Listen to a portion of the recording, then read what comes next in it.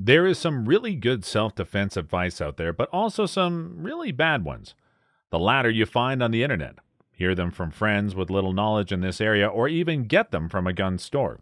And don't get me wrong, useful information is out there, but you need to be able to tell them from the bad ones. So when it comes to maintaining your firearm, saving yourself from threats, gun ownership, and such, do not just believe everything, but use common sense. Ask yourself if the advice you get would actually play out in a good way if you relied on it when the worst day comes. Being that careful is in your own interest. Some bits of advice have the potential to be more harmful to you than to an attacker and ultimately might cost you your life. It is hard, especially for newcomers, to distinguish between what saves you and what gets you into problems. For that reason, you find the worst self-defense advice here. Wait for the cops instead of carrying a gun.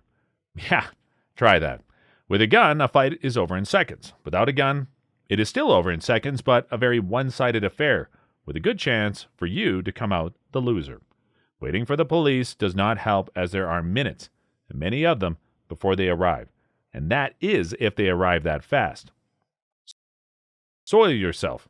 Yeah, that is an advice, and it's supposed to make sense. The rationale is that you would show your fear for your life or make yourself less attractive in the role of a victim for the bad guy. Of course, there are instances that people do lose control of their bowel or bladder in a life or death situation. That happens. But there's a difference between something that just happens and something that you plan to use as a defense. Relying on soiling yourself is a plan that belongs to, well, the crapper. But it gets worse. There were recommendations for women issued by the police to vomit on an attacker or even tell him they had VD or AIDS. There is a distinct chance that a person intent on raping someone might react very violently to such information or action, if it has any kind of effect at all. And for crapping yourself to keep a robber at bay, probably you just earn more trouble, but you still come out on the losing side. Shoot into the leg or arm. The idea behind this advice is to cause as little damage as possible. However, you are not a cowboy demonstrating your skills. You are under threat to your life or great bodily harm. Your goal is to neutralize this threat. So, shoot for center mass, where the bad guy gives you the most area to hit with a great amount of damage the hit can cause. This way, you stop the attack instead of playing around with hitting different body parts. Birdshot is great for home defense. This idea comes from a few factors. First, birdshot spreads out rather fast, making precise shots unnecessary. Second, shot at short distances, it is supposed to have the potential to do enough damage to an attacker. This equation does work if you wake up in the middle of the night finding a crow in your house. For real human-sized attackers, do not expect them to react very impressed by it. This is especially true if at least one of them is a little bit heavier or built than the average Joe Smith. While birdshot does have some potential right out of the barrel, it loses it fast thanks to the light pellets with every foot of distance. The result is very little penetration and very little effect. Going very close, on the other hand, means being close to someone who can easily disarm you or attack you by other means, including with a knife or even their bare hands. If the bad guy is within 6 feet, he can cover this distance so fast that you cannot react. As keeping your distance is what you really should do, use buckshot or even slugs. Those bring some real good effects at any home defense distance, being at arm's or room length. With a good hit to the chest, the bad guy will also more probably go to the morgue rather than the emergency room. You need only one shot. Using a handgun, you shoot a peanut-sized bullet at a velocity that can at best be called modest.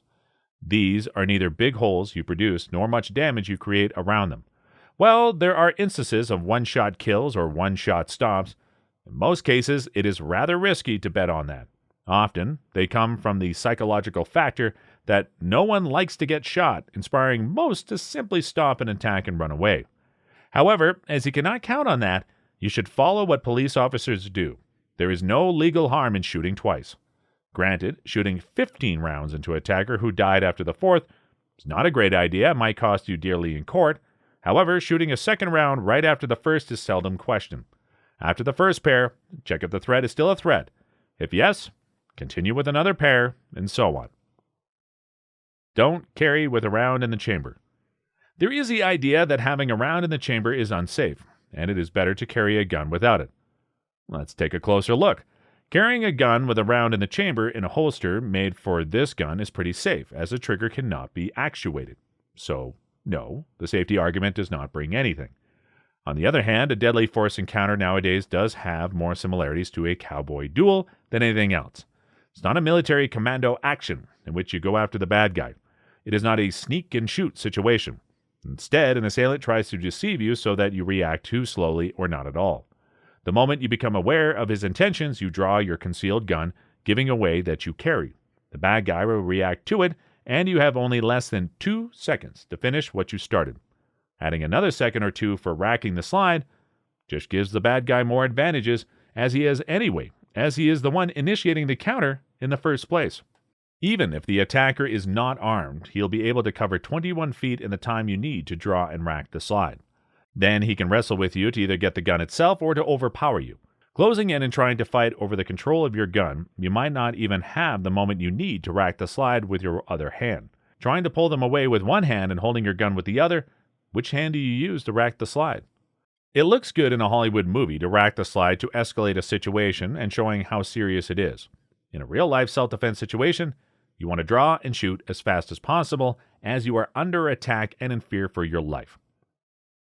Rack your shotgun to scare away the burglar. The idea is that have your shotgun stored somewhere with a full magazine but no round in the chamber. Pumping the action does then not only chamber a round but also make a distinct sound. This is supposed to scare an intruder away, as this sound is so scary by itself. However, there are a few holes in this story. First, you do not even know if the bad guy hears the sound, but having to rack your shotgun might make it too slow to react to an encounter with someone really close already. Second, hearing the sound does not mean that the bad guy associates it with a shotgun. Third, if he hears it, you just gave away your position. Now, there have surely been situations in which bad guys ran from the sound of a shotgun being pumped. However, there's also the possibility that this backfires badly. Push comes to shove, keep the advantage of surprising him. The great ideas of Joe Biden. Biden had some wonderful advice for self-defense. So should women get a double-barrel shotgun and even use it to shoot through doors to keep attackers away? Alternatively, they shoot off a few rounds from a balcony. Okay, where to start here? A double-barrel shotgun has exactly 2 rounds. Shooting them off from a balcony means you will have an empty gun and be a wonderful defenseless target standing outside your home. Same goes for shooting through the door. 2 rounds are gone, and reloading might be longer as you think. This opens a nice time in which you are a great target. Worse yet is the fact that this is legally more than just questionable action. Shooting through a door at someone you have not positively identified as being an attacker, not a neighbor or friend or family member, might cost you a neighbor, friend, or family member. It also brings you to court for several felonies and makes you super liable for any damage claim against. Don't forget, you are responsible for any round you send into this world. The idea of firing a few rounds from the balcony into the night brings with it similar felony charges, and of course the subject of liability for everything and everyone that you hit with your rounds. In other words, jail and an empty bank account are waiting for you. You do not need to aim a shotgun. Shooting a shotgun inside a house does not give you the room you need to get some spread. The pattern will stay quite tight, so you do need to aim. However, even if the pellets start to spread, there is the possibility to hit someone you do not want to hit, like a loved one. With it comes the liability of each of these little pellets that you send downrange. So if you shoot your shotgun, make sure to aim for the bad guy. A .22 long rifle bullet does a lot of damage by bouncing around inside the bad guy. There is a story that the .22 long rifle has been outlawed by the Geneva Convention. It allegedly causes horrific damages by bouncing around inside the ribcage or skull of a human. If you want to believe that, dive into your swimming pool and throw a tennis ball underwater against its side. Let's see if it bounces around. If you get him outside your home, drag him inside. Shooting someone outside or inside your home still requires a threat to your life or great bodily harm. Also, you need to show that level of threat. Tampering with evidence by changing the crime scene does not go unnoticed and will render your statement suspect at least and totally unbelievable at worst. Also, it is by itself a crime. There you have it, the worst self-defense advice ever. If you have any other equally bad advice, please put it into the comments.